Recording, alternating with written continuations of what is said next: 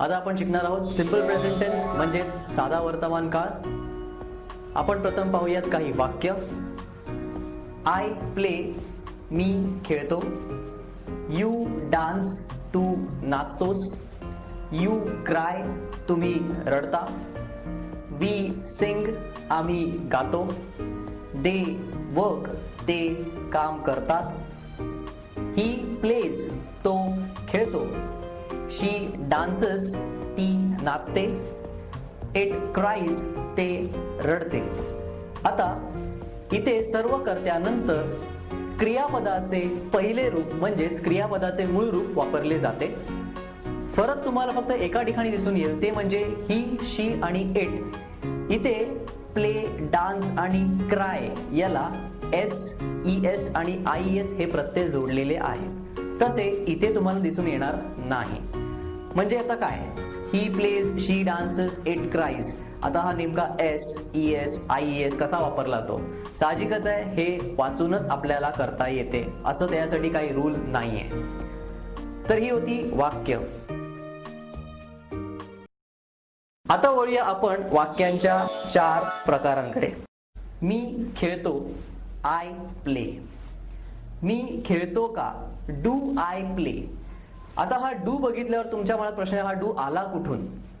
साधी गोष्ट अशी आहे, मी खेळतो का असा प्रश्न विचारल्यावर बरोबर आपल्या तोंडातून एम आय प्ले असं निघून जातं. हे जर वाक्य आपण सरळ केलं तर आय एम प्ले असं होतं, पण आय एम प्ले म्हणजे मी खेळ आहे असा त्याचा अर्थ होतो. म्हणजेच इथे एम वापरणं चुकीचं आहे.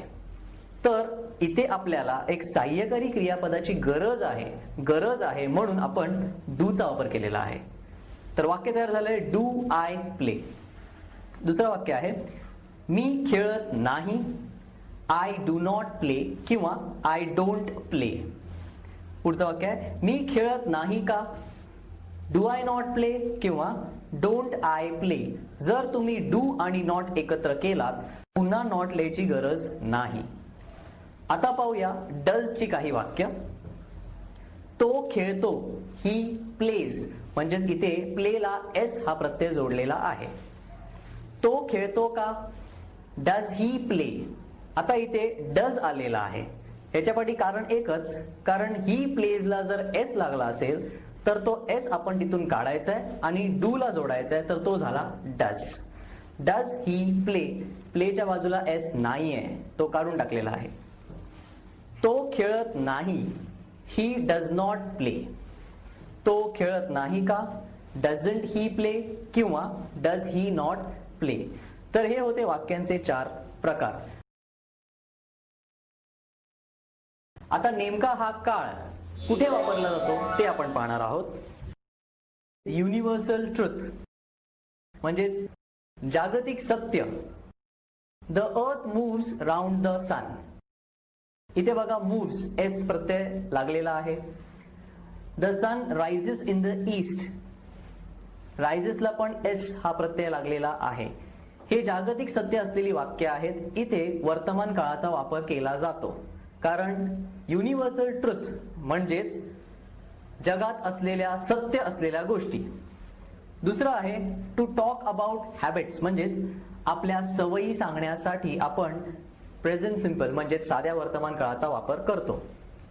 वाक्य आहे, आय रिअली एन्जॉय ट्रॅव्हलिंग.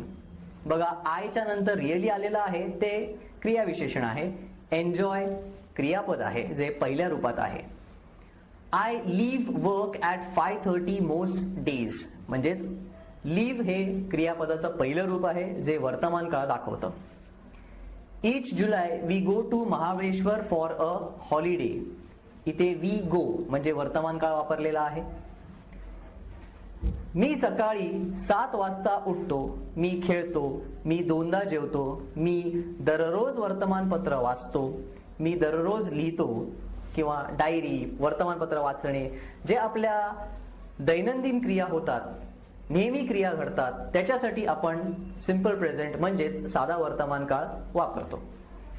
आता things that happens on a regular basis. Regular basis म्हणजे जे नेहमी घडत असतात. क्योंकि सास भी कभी बहू थी 10:30 वाजता लागते. म्हणजे रोज होणारी क्रिया जी आहे, ही सिरियल जी आहे, जी रोज लागते या वेळेला 10:30 वाजता, दैनंदिन, याच्यासाठी आपण वर्तमान काळ वापरू शकतो. शाळा 7:30 ला भरते, याच्यासाठी सुद्धा आपण वर्तमान काळ वापरू शकतो. आम्ही गावाला जातो वर्षातून एकदा, पण दरवर्षी जातो, सतत घडणारी क्रिया, म्हणून वर्तमान काळ वापरतो.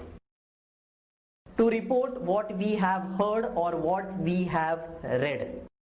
काही सांगायचं असेल आपल्याला, आपण जे काय ऐकलं असू, आपण जे काय वाचतो, ते आपण सांगताना वर्तमान काळात सांगू शकतो. वर्तमानपत्रातील गोष्ट मला दुसऱ्याला सांगायची असल्यास मी साधा वर्तमान काळ वापरतो.